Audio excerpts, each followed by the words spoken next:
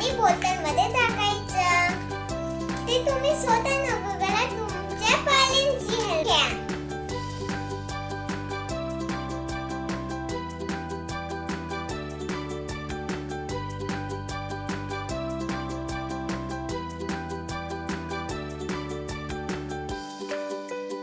अंडा आतमध्ये हलवून जात आहे. आपली बोतल छोटी आहे म्हणून तो अंडा पूर्ण नाही जात आहे.